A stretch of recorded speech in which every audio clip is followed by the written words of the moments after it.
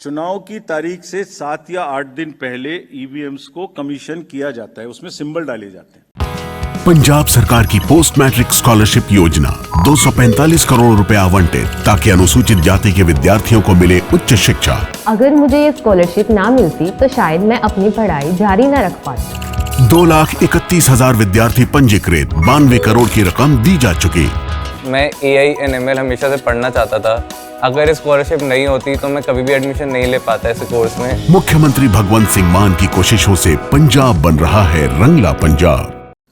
वो एजेंट के सामने डाले जाते हैं, उसके बाद में उसको मॉकपोल करने की छूट होती है। वो उसी दिन मॉकपोल करके देख लें सिंबल ठीक पड़ गए, उसी दिन उसमें नई बैटरी डाली जाती है, उसी दिन वो बैटरी सबके सामने में सील होती है। उसके बाद उसको उठा के ईवीएम्स को स्ट्रांग रूम में जमा किया जाता है, उन्हीं के सामने सील लगाई जाती है। उसके बाद में जिस दिन पोलिंग डे होगा उस दिन सील उनके सामने तोड़ी जाती है and they are allowed to remain at the strong room. Polling day में डिस्ट्रीब्यूशन के बाद पोलिंग स्टेशन पे सबसे पहले कहा जाता है आपको ये वाली सीरियल नंबर की पोलिंग ईवीएम दी गई थी, प्लीज चेक वही है, आपने सील लगाई थी, प्लीज चेक वही है, उस दिन आपने मॉक पोल किया था, आज फिर कर लीजिए, सुबह सबसे पहले फिर मॉक पोल कर लीजिए। Polling agent is inside the polling station. शाम को वो दिन भर रिकॉर्ड रखते हैं कौन आया कौन गया। शाम को पोल खत्म होने से पहले, पोलिंग स्टेशन छोड़ने से पहले form 17C account of votes, किसमें कितने वोट पड़े इसकी संख्या उनको दे दी जाती है। I will cover this point again when I come to VTR। EVMs को वापस स्टोर रूम में लाया गया, फिर उनके सामने ताला लगाया गया, फिर काउंटिंग के दिन आए, फिर कहा भाई काउंटिंग में फिर देख लो वही मशीन है, फिर सील चेक कर लो। उसके बाद में फॉर्म 17C से मिला लो। अगर 17C से काउंट मिलेगा तभी काउंटिंग प्रोसीड करेगी। तो पोलिंग स्टेशन छोड़ने से पहले आपके हाथ में 17C दे दिया, काउंटिंग से पहले फिर मैच करके आपको दिखा दिया। उसके बाद 5 रैंडमली सेलेक्टेड वीवीपैट्स की गिनती भी कर ली।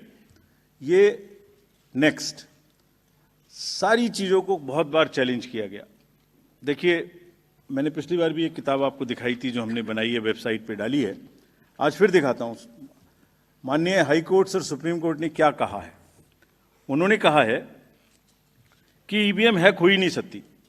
There is no evidence of unreliability और any drawback in the EVM. I am circulating it, please see the details are there in the court orders are here compiled, they are on our website.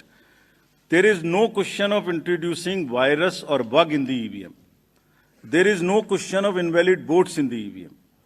No rigging is possible. High Court and Supreme Court is saying continuously in different judgments which are here. No alteration in results is possible by activating a Trojan horse or a virus. Evidence inspires confidence of the court that they are tamper-proof. What else can be said? EVMs are foolproof devices for counting. Allegations of tampering are baseless. We are not saying. We are speaking now because we don't speak when elections are on. And I want to clarify this so that it remains. Questions are not asked. When asked, at least you are all equipped to check them before writing. Invention is undoubtedly a great achievement and national pride. EVM with VVPAT system ensures accuracy of voting system. ECI has successfully held free and fair elections.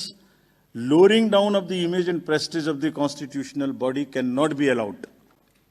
On paper ballots, return to outdated paper ballot system is unwarranted, regressive. This is aimed at derailing the electoral process. What else can be said? Friends, everything is in the form of an FAQ available. We have uploaded, we have conveyed to from wherever these questions have come. Please refer to them. Now, let me come to the voter turnout. ये basic question हमसे पूछे गए। शाम 5 बजे के बाद अचानक से 8-10%, शाम 11 बजे तक कैसे बढ़ सकते? उसी दिन की बात हो रही है, नेक्स्ट डे की बात नहीं हो रही। On the day of polling crore of vote बढ़ा दिए गए। शाम 5 से 6 बजे के बीच बताइए कि लंबी लंबी कतारें कहाँ थी, हमें सीसीटीवी दिखाइए। इस तरह के प्रश्न हमसे पूछे गए। अभी आपको याद होगा कि it's a misconceived narrative. I will explain how it is a misconceived narrative. एक ग्लोबल एक्सपर्ट हैं आईटी के, जब हमारा चुनाव चल रहा था तो उन्होंने कहा था ईवीएम्स कैन बी हैक्ड। सब आप लोगों ने देखा होगा। अरे भाई, वहां ईवीएम होती ही नहीं है। There are electronic voting mechanisms, they are called, they are not EVMs. There are electronic machines which do voting from different times. वो रीडर्स होते हैं, वो होते हैं। उसके बाद भी यहाँ हल्ला हो गया, खूब चला सोशल मीडिया में कि वो बोल रहे हैं कि ईवीएम हैक हो सकती है। अभी क्या कहा सेम एक्सपर्ट ने कि हमें तो लगे 1 महीना 1.5 महीना काउंटिंग करने में, इंडिया में तो 1 दिन में काउंटिंग हो जाती है। We just follow the narratives which are shooting.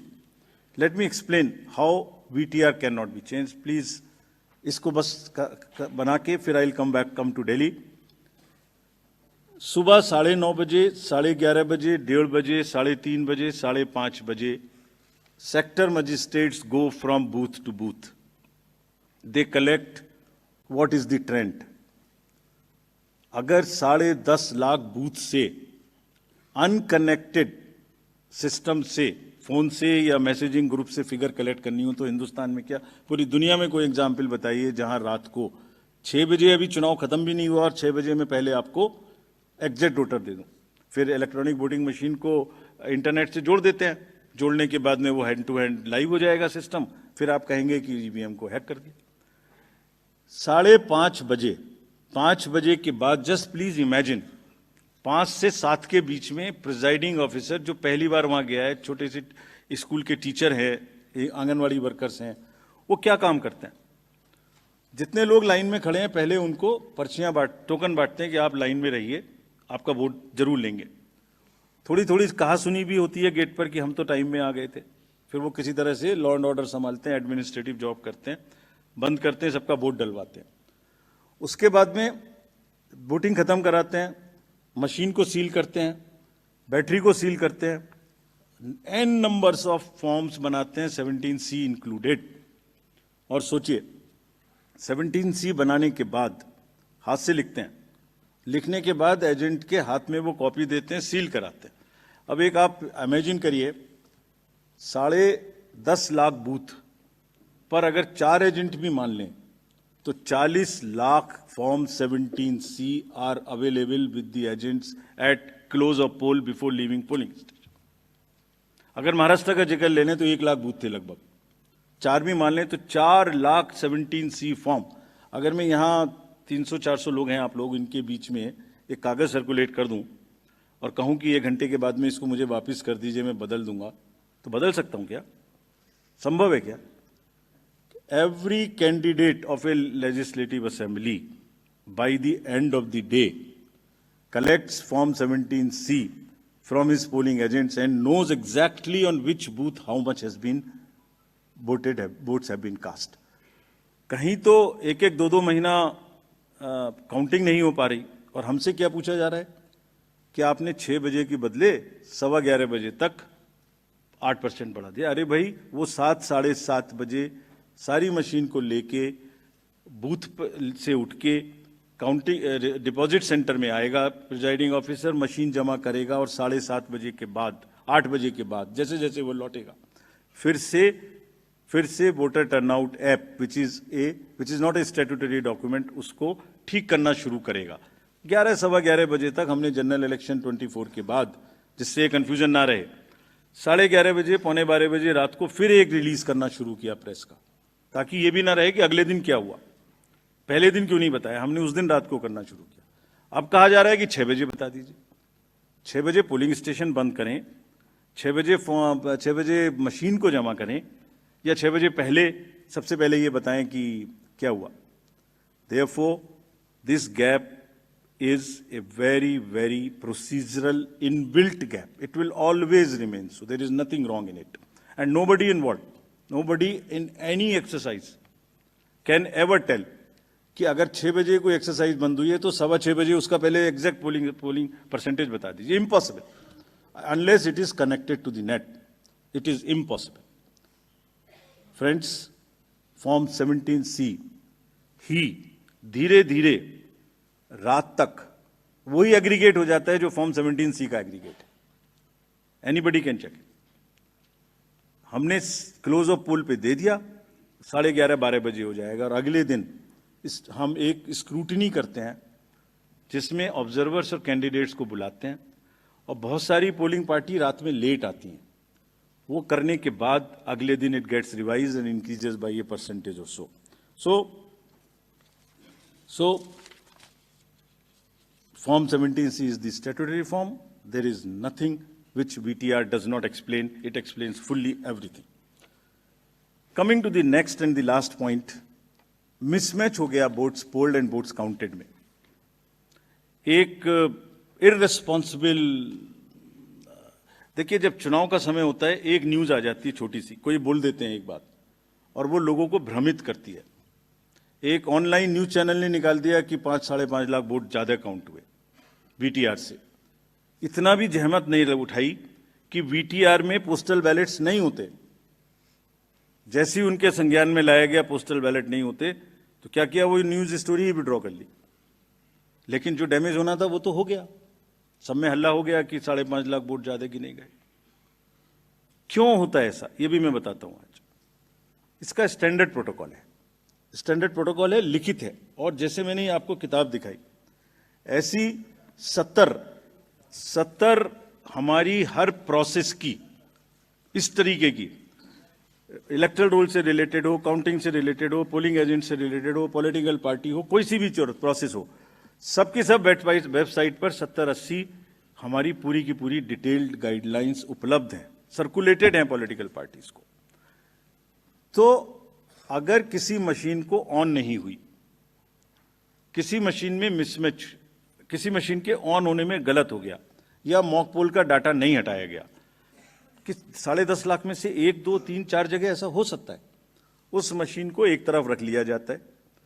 जब काउंटिंग पूरी हो जाती है तो यह देखा जाता है कि जो विक्ट्री मार्जिन है अगर वो उस एक मशीन से कम है तो then slips of that machines are counted. Otherwise, it is kept aside, and therefore that much number would be less counted, but it does not have any consequence as far as the result is concerned, because the margins are too high.